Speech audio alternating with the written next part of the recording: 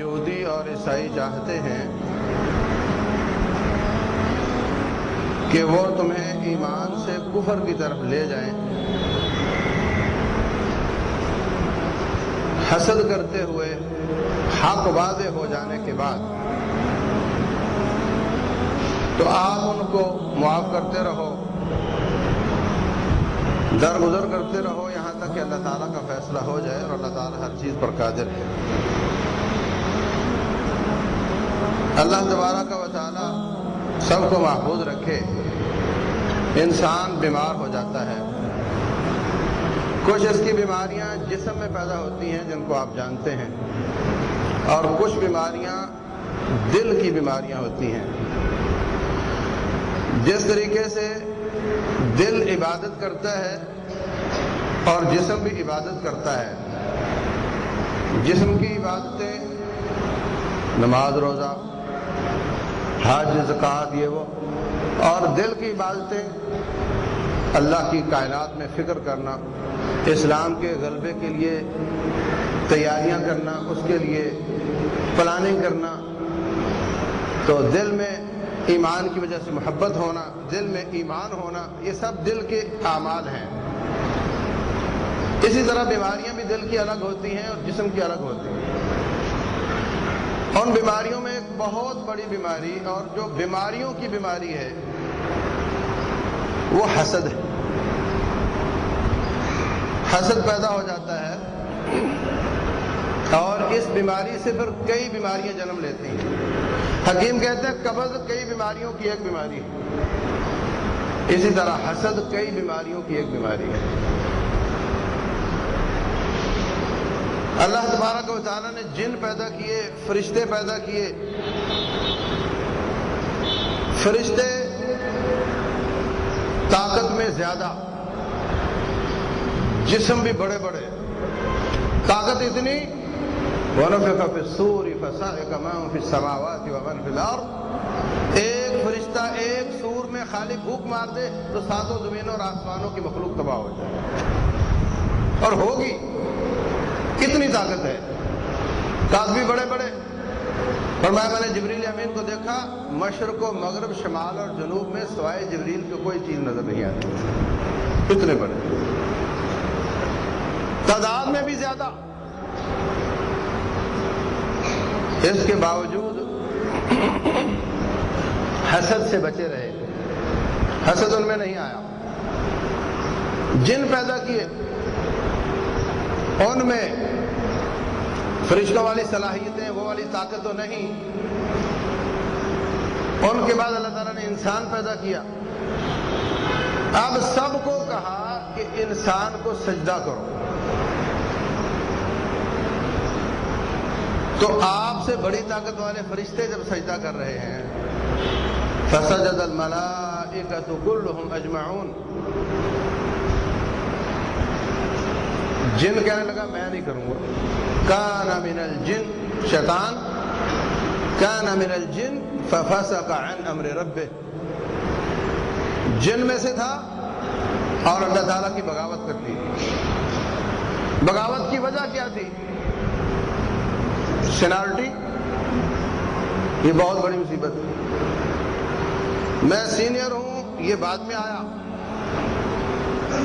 میں آگ سے، یہ مٹی سے، پیدا کرنے والا کہہ رہا ہے سجدہ کرو، یہ آگے سے ہیل و حجت، چونکہ چنانچہ اگرچہ مگرچہ بول رہا ہے۔ چونکہ میں آگ سے، اور آگ اوپر جاتی ہے، اور چونکہ یہ مٹی سے اور مٹی نیچے جاتی ہے، اس لیے میں سجدہ کیوں کروں؟ اللہ تبارک و تعالیٰ کے واضح احکام آ جانے کے بعد اپنی عقل کے گھوڑے دوڑانے سے انسان شیطان بن جاتا ہے۔ میں سجدہ نہیں کروں گا، میں اس سے اچھا، انا خیر من، یہ مجھے سجدہ کرے۔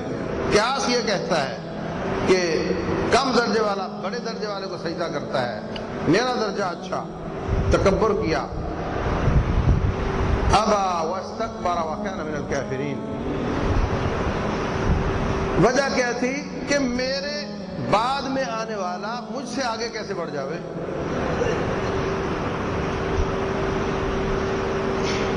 اس لیے میں اس کو سجدہ نہیں کروں گا۔ یہاں سے بگاڑ شروع ہوا۔ اللہ تعالیٰ کی اعلیٰ مقام پر تھا، نیچے گر گیا۔ قال اخرج منها مذءوما مدحورا، اللہ نے لعنت کر دی، رحمت سے دور کر دیا، دربار سے دھتکار دیا۔ ساری کائنات اس پر لعنتیں کرتی ہے، ہمیشہ کے لیے لعنتوں کا مستحق ہو گیا۔ اور وجہ کیا تھی؟ حسد، اپنے آپ کو بڑا سمجھنا۔ اور حسد میں یہ بیماری ہوتی ہے کہ اپنے آپ کو بڑا سمجھتا ہے۔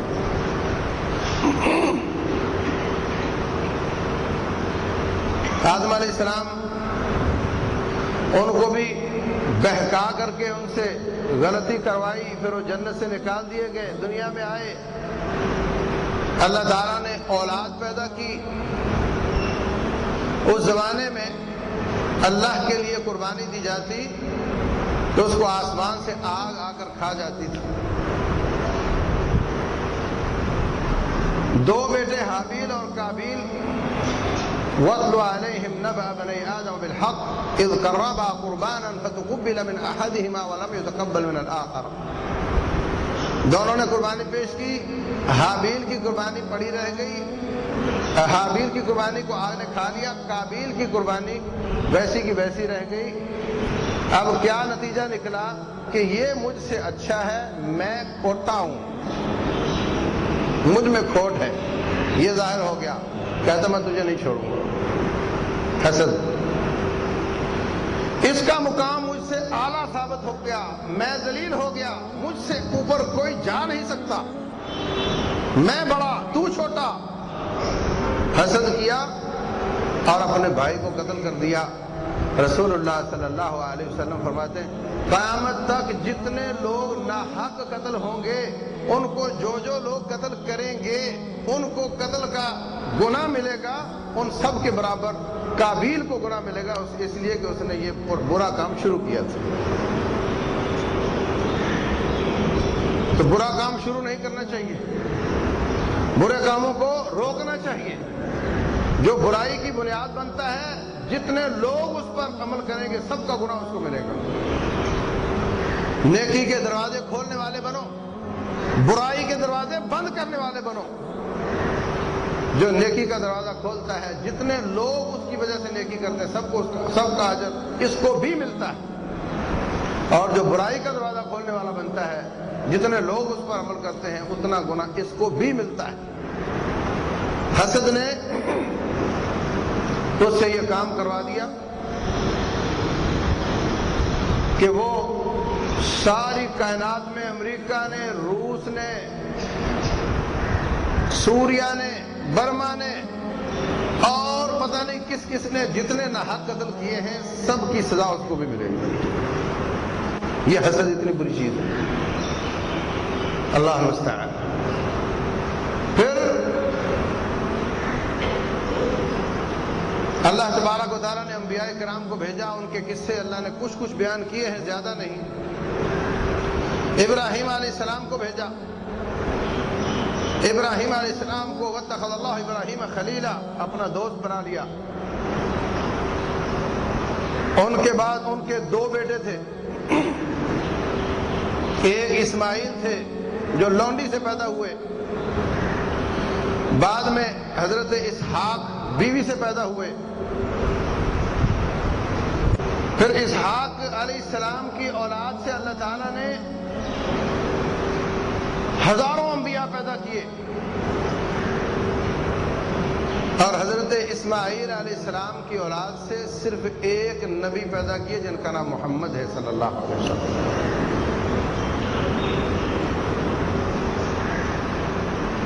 انبیاء آتے رہے، اپنی قوموں کی ہدایت کا سامان کرتے رہے۔ حضرت اسحاق کے بیٹے یعقوب علیہ السلام، یعقوب علیہ السلام کی زیادہ شادیاں تھیں، ایک بیوی سے 11 بیٹے تھے، دوسری شادی سے کم از کم 2 بیٹے تھے، یوسف علیہ السلام اور حضرت بنیامین حسد پیدا ہو گیا. حسد پیدا ہو گیا کہ یہ بعد میں آ کر ابا کی محبت زیادہ لے لیتا ہے.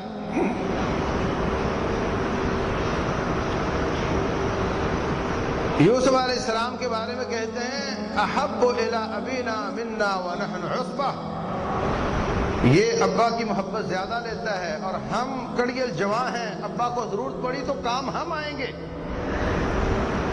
اور یہ کچھ کرنے کا نہیں اور محبت زیادہ یہ لے جاتا ہے، اس کو ٹھکانے لگاؤ. یہ کیا ہے؟ حسد.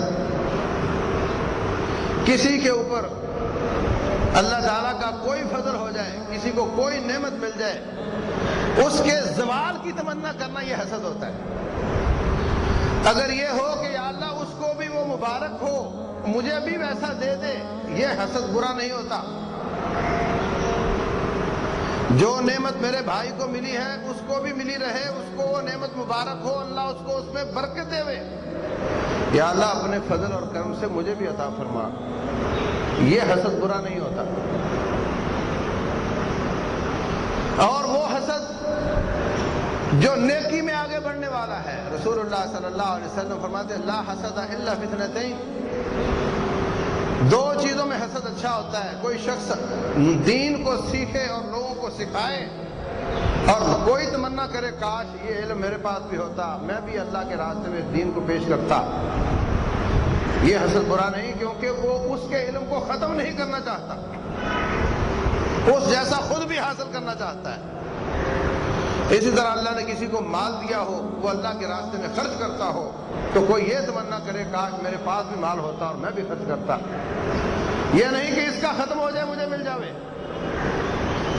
فرمایا یہ دونوں حسد اچھے حسد ہیں. لیکن کسی کی نعمت کا زوال اور میں اوپر ہو جاؤں، یہ حسد ہے، اور اس کے نیچے تکبر بھی آتا ہے، اپنے آپ کو اچھا کہنا بھی آتا ہے، اس کے نیچے بغض بھی آتا ہے، اناد بھی آتا ہے، دشمنی بھی آتی ہے، عداوت بھی آتی ہے. یہ بہت زیادہ بیماریوں کی ایک ہی بیماری ہے. اللہ اکبر. تو کہنے لگے ابا آپ ہمارے ساتھ بیٹے یوسف کو کیوں نہیں بھیجتے؟ ہم باہر شکار پر جاتے ہیں، کھیل تماشا کرتے ہیں، گھر بیٹھا رہتا ہے، یہ بھی باہر نکلے چہل قدمی کرے. کہنے لگے بیٹے مجھے اس بات کا ڈر رہتا ہے کہ کہیں تم غفلت کرو اور اس کو بھیڑیا اٹھا کر نہ لے جائے. کہنے لگے چھوڑے جی، 11 کڑیل جوان بیٹے ہوں اور ان کے ہاتھ سے بھیڑیا اٹھا کر لے جائے گا. لے گئے. اب اندازہ کرو اس بچے نے ان کا کچھ نہیں بگاڑا ہے، کچھ نہیں بگاڑا ہے، کوئی ان کو تکلیف نہیں دی ہے، ان کے ابا کا بیٹا ہے. حسد اتنی مصیبت ہے. ایک کہتا ہے اس کو قتل کر دو،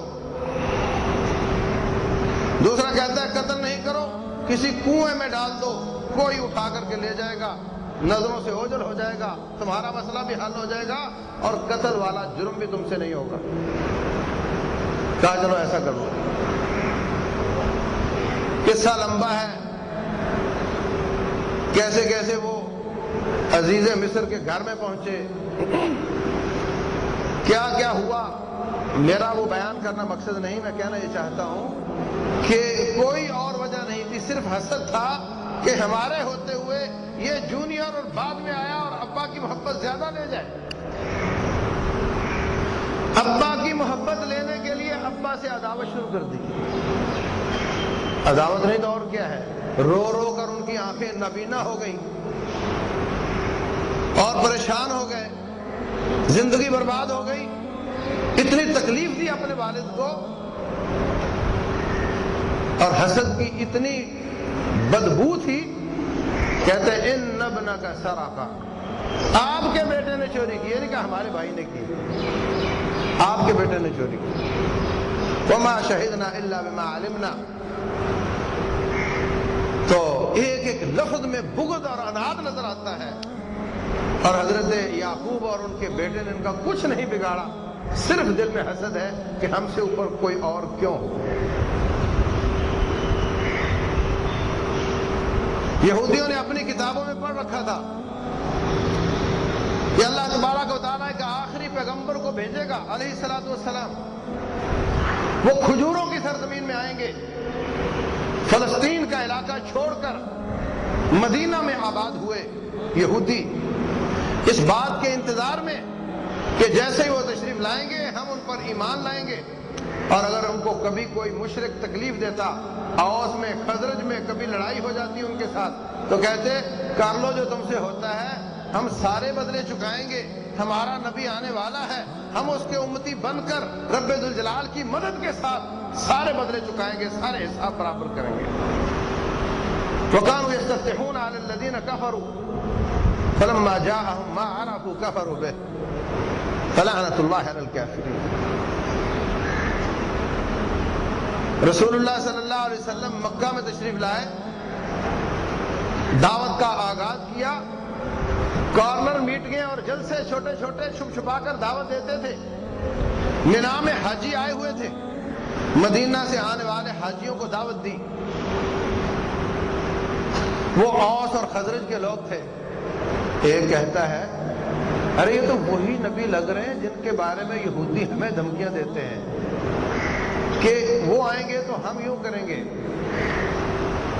تو اب اللہ کا شکر ادا کرو، یہودیوں کے ملاقات سے پہلے ہماری ملاقات ہو گئی ہے، اب ہم ان سے مل کر یہودیوں سے مقابلہ کریں گے۔ فوراً مسلمان ہو گئے اور ساتھ ہی مدینہ آنے کی دعوت بھی دے دی۔ رسول اللہ صلی اللہ علیہ وسلم مدینہ تشریف لائے، یہودی باغی ہو گئے۔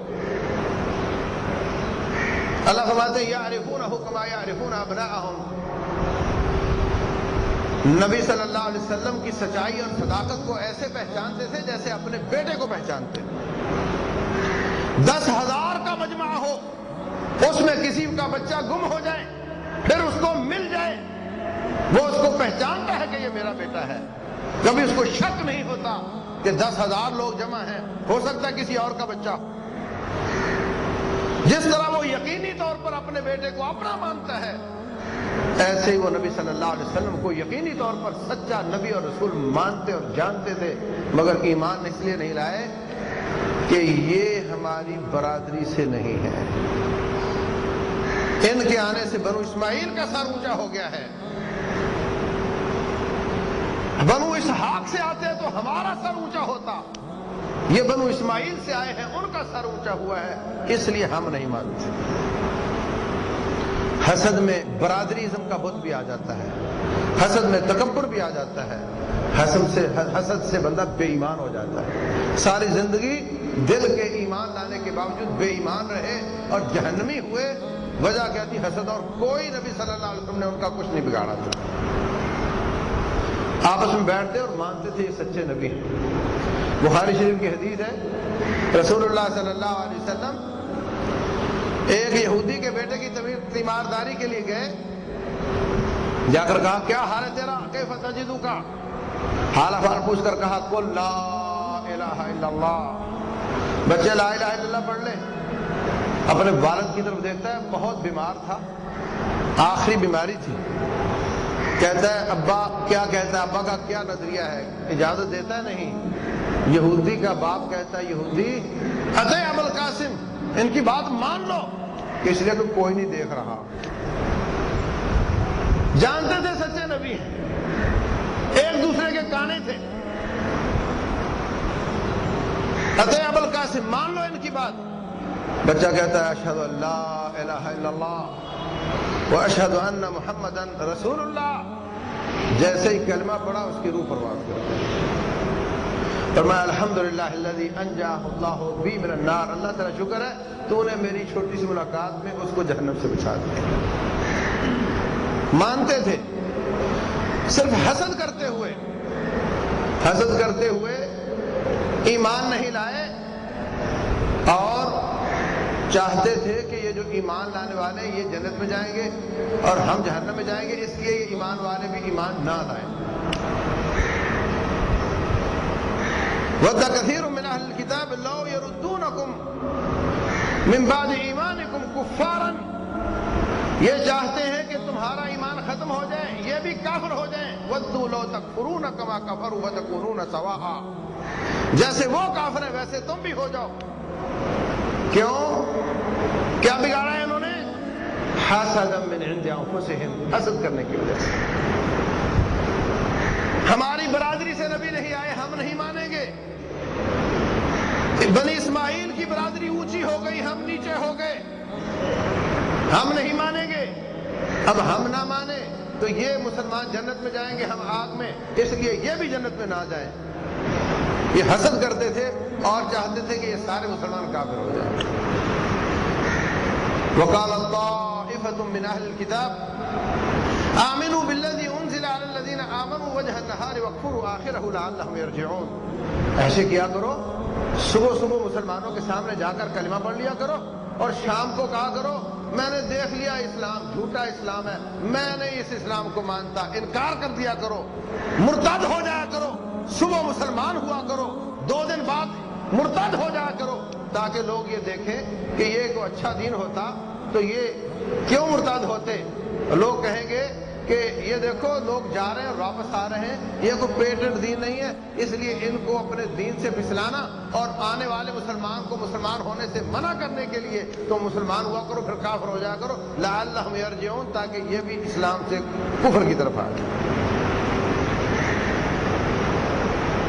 پھر حضرت ابراہیم علیہ السلام، ان کی محبت پورے علاقے میں مسلمہ تھی، مکے والے ابراہیمی کہلواتے تھے، اس پر بھی حسد شروع ہو گیا، کہتے جناب ہم ابراہیمی ہیں، نبی علیہ السلام ابراہیمی ہیں اس لیے کہ بنی اسماعیل کی اولاد ہیں، ہم ابراہیمی ہیں۔ اللہ تعالیٰ فرماتے ہیں ما كان ابراہیم یہودیا ولا نصرانیا ولكن كان حنیفا مسلما ولم يكن من المشرکین۔ ابراہیم یہودی عیسائی نہیں تھے، وہ تو یک طرفہ رب کی اطاعت اور فرمانبرداری کرنے والے تھے۔ اور یہودیوں ہا انتم اولائی حاجیتم فیما لکم بہ علم فلم تحاجون فیما لیس لکم بہ علم، تم ان باتوں میں تو سینگ پھنساتے تھے جس کا تمہیں علم تھا، اب تو تم نے وہ مناظرے بھی شروع کر دیے جس کا تمہیں پتہ ہی نہیں ہے۔ اس لیے کہ حضرت ابراہیم علیہ السلام تورات اور انجیل نازل ہونے سے پہلے تھے، وہ یہودی عیسائی کیسے ہو سکتے ہیں؟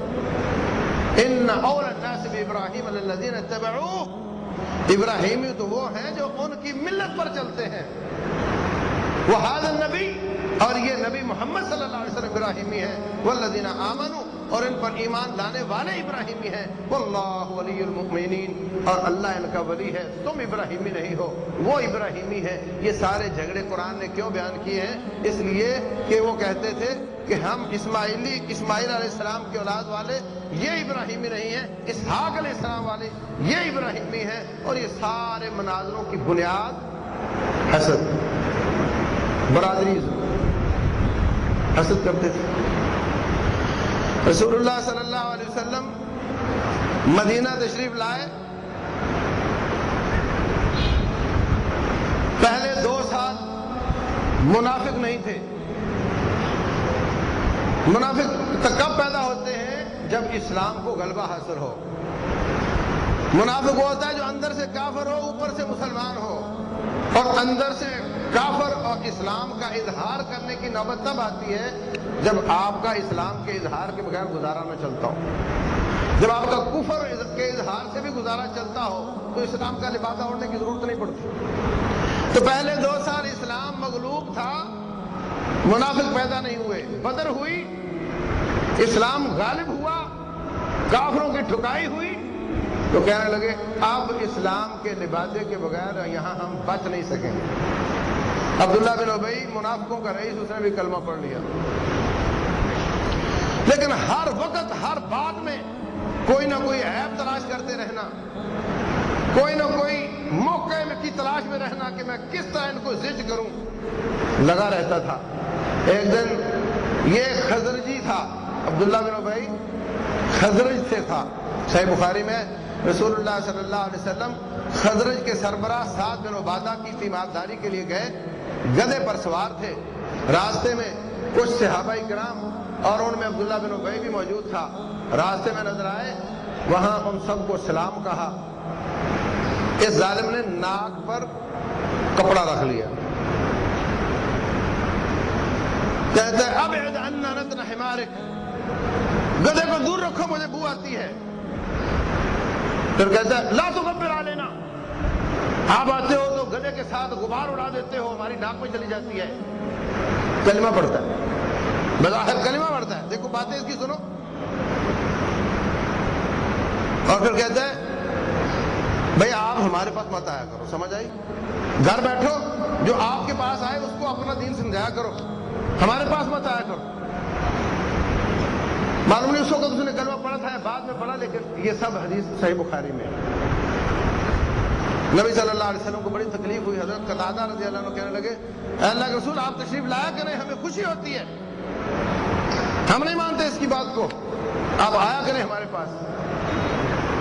وہاں سے گئے، تیمارداری کی، سعد بن عبادہ کہنے لگے اے اللہ کے رسول علیہ السلام اصل بات یہ ہے کہ اللہ تعالیٰ آپ کو لے آیا، اگر 6 مہینے بھی آپ لیٹ ہو جاتے تو مدینے کے سارے قبیلے مل کر عبداللہ بن ابی کو تاج پہنا کر اپنا بادشاہ بنانے جا رہے تھے، پورا پروگرام تھا، اور آپ کے آنے سے اس کی بادشاہت کھٹائی میں پڑ گئی ہے، اس لیے وہ حسد کرتا ہے، یہ اس بیماری میں پڑا ہوا ہے، تو آپ اس کو دل پہ نہ لگایا کریں، اس کی باتوں کو آپ معاف کر دیا کریں، اصل میں اس کی بادشاہی کھٹائی میں پڑ گئی آپ کے آنے سے، تو حسد ہے اس کے پیچھے، حسد کی وجہ سے ایسے کرتا ہے۔ ذرا سی بات ملی کہ حضرت عائشہ صدیقہ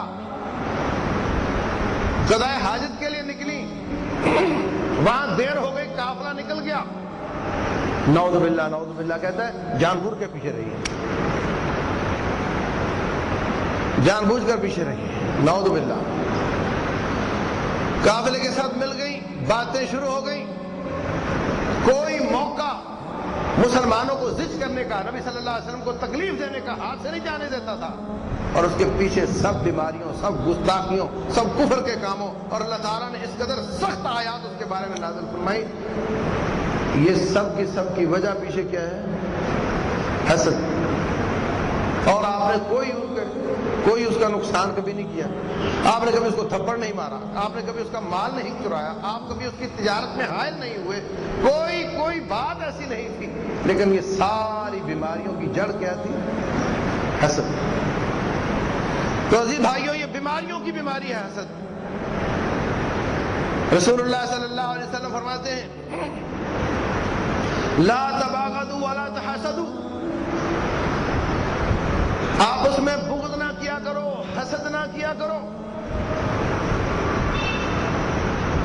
فرمایا یہ دین کو مونڈ دینے والی چیز ہے، اس سے دین مونڈ دیا جاتا ہے، ختم ہو جاتا ہے، انسان کافر ہو جاتا ہے۔ اور ہر وقت حاسد کا دل جلتا رہتا ہے، حسد ایک انگارہ ہے جو بندے کو جلاتا رہتا ہے۔ اس کی تجارت زیادہ ہو گئی، اب یہ جل رہا ہے، ہر وقت کوشش ہے اس کے بندے توڑو، اس کے رابطے حاصل کرو، اس کے تجارت کے راز حاصل کرو، اور کسی طریقے سے اس سے آگے ہو جاؤ، اس کو پیچھا دکھا دو، وہ میرے سے آگے کیوں؟ کمپنیوں کی کمپٹیشن میں حسد کرتی ہیں، افراد کی کمپٹیشن میں حسد کرتے ہیں، مولویوں کے ساتھ حسد کرتے ہیں۔ یہ بعد میں آیا، اس نے بڑے بڑے مراکز بنا لیے، اس نے ہزاروں لاکھوں لوگوں کو ساتھ ملا لیا، ہم پہلے پرانے۔ بھئی تم چاول تھوڑی ہو کہ پرانے زیادہ مہنگے ہوتے ہیں، ہاں ہم پرانے، یہ بعد میں آیا، اور اس نے یہ کر لیا، اس نے وہ کر لیا۔ حسد، غیبتیں، بغض، اناد، دشمنیاں، سازشیں مسلمانوں کی آپس میں، اور اس کے پیچھے ایک ہی بیماری ہے جو سب بیماریوں کی بیماری ہے، وہ حسد۔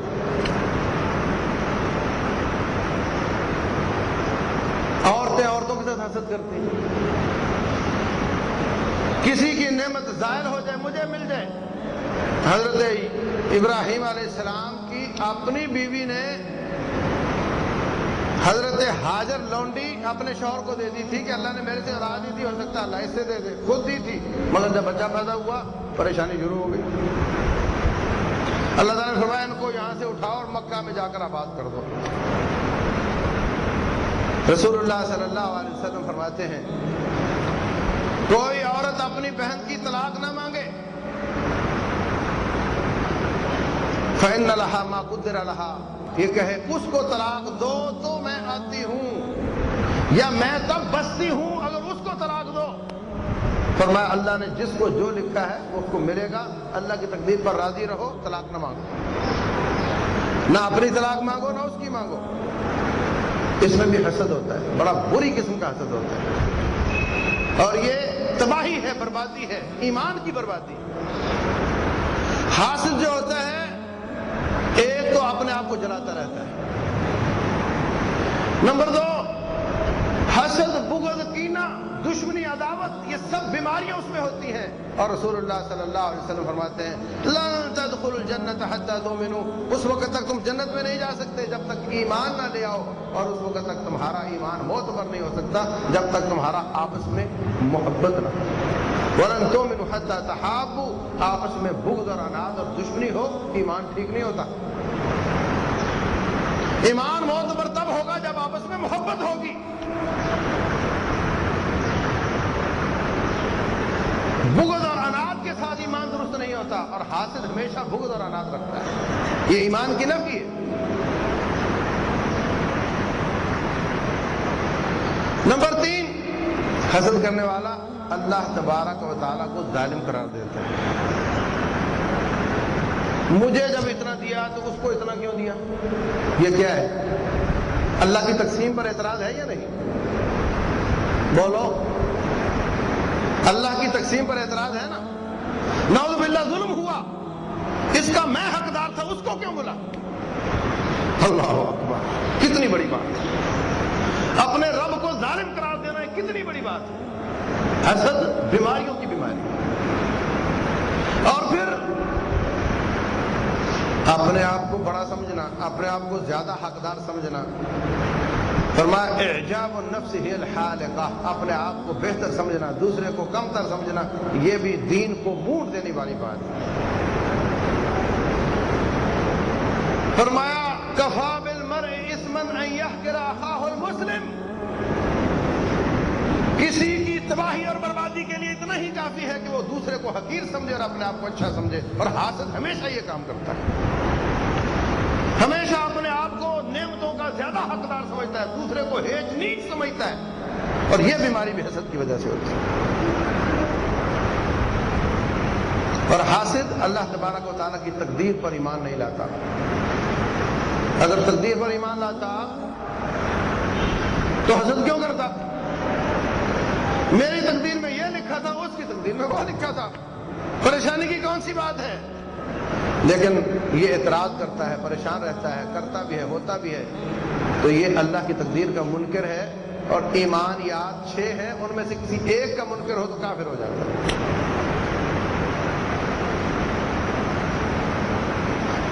اس کا حل کیا ہے؟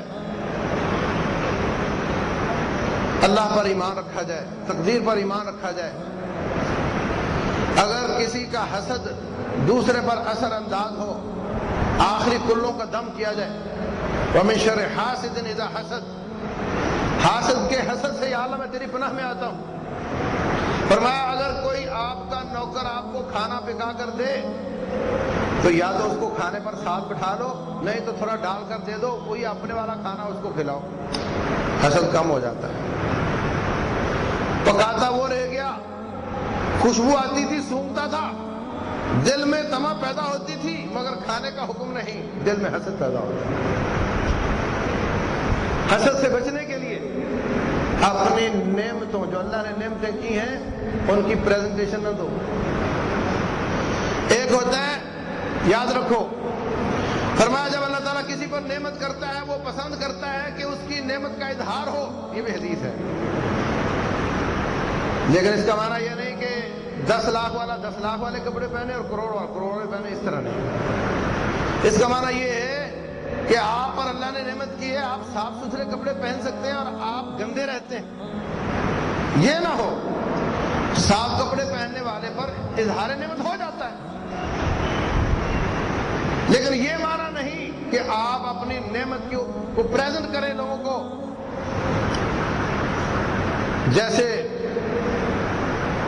وہ قارون اپنی تمام مال املاک کی اس نے پریزنٹیشن دی تھی، اللہ تعالیٰ نے اس کو محل سمیت زمین میں دسا دیا۔ ایک آدمی کو اللہ تعالیٰ نے مضبوط مسل دیے ہوئے ہیں، وہ چست پتلون اور شرٹ پہن کر اپنے مسل دکھاتا ہے، حاسد کی حسد اس پہ اثر انداز ہو سکتا ہے۔ رسول اللہ صلی اللہ علیہ وسلم فرماتے ہیں استعینوا علی حوائجکم بالکتمان فإن كل ذی نعمت محسود، اور کما کان صلی اللہ علیہ وسلم، اپنی جو نعمت اللہ دیتا ہے اس کو چھپا کر رکھنے کی کوشش کیا کرو، اس لیے کہ ہر نعمت والے پر لوگ حسد کرتے ہیں۔ بہت اچھی اٹریکٹیو قسم کی کوٹھی بنانا، بنگلہ، کیا ضرورت ہے؟ مضبوط بنا لو کہ بار بار ٹھیک نہ کرنی پڑے، لیکن اس کی ڈیکوریشن پر کروڑوں روپے لگانے کی کوئی ضرورت نہیں، کسی لحاظ سے درست نہیں، پھر اوپر ماشاءاللہ لکھ دیتے ہیں۔ آپ کو اللہ تبارک و تعالیٰ نے نعمت دی ہے، آپ ایسے کپڑے پہنتے ہو جو سب سے یونیک ہوں، سب کو چھوڑ کر نظر آپ پر آ کر ٹک جائے، یہ آپ ہے مجھے مار والی بات۔ نظر حسد کی چھوٹی شکل ہے، اس لیے کہ نظر اس کی بھی لگ جاتی ہے جو حسد نہیں کرتا، باپ کی لگ جاتی ہے، ماں کی لگ جاتی ہے، میں کہتا ہوں اپنی آپ کو لگ جاتی ہے، لیکن حسد یہ بدترین شکل ہے۔ قل اعوذ برب الفلق من شر ما خلق، اے اللہ تیری مخلوق کی ہر قسم کی شر سے میں تیری پناہ مانگتا ہوں۔ اس میں حسد بھی آ جاتا ہے، بغض بھی آ جاتا ہے، اس میں نظر بد بھی آ جاتی ہے، سب کچھ آ جاتا ہے۔ رسول اللہ صلی اللہ علیہ وسلم سوتے وقت اپنے آپ کو دم کیا کرتے تھے، آخری قول تینوں پڑھتے، ہاتھوں میں دھتکا کر جسم پر پھیرتے، پھر تینوں پڑھتے، پھر پھیرتے، پھر تینوں پڑھ کر پھر اپنے جسم پر پھیر لیتے۔ جب آخری بیماری تھی تو حضرت عائشہ رضی اللہ عنہ فرماتی آپ کے ہاتھ اٹھانے کی سکت نہیں تھی، میں آپ کے ہاتھ مبارک پکڑتی اور دم آپ کو کر کے آپ کے ہاتھ آپ کے جسم پر پھیر دیتی۔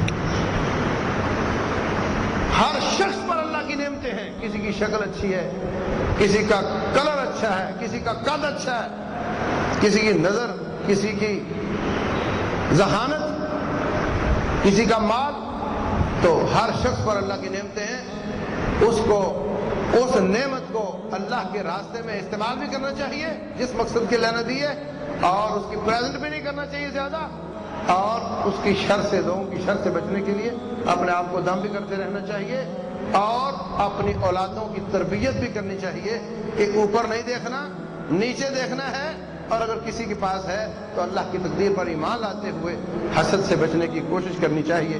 اللہ تبارک و تعالی جو ہم نے عرض کیا سب کو عمل کرنے کی توفیق عطا فرمائے۔ وما علینا الا البلاغ۔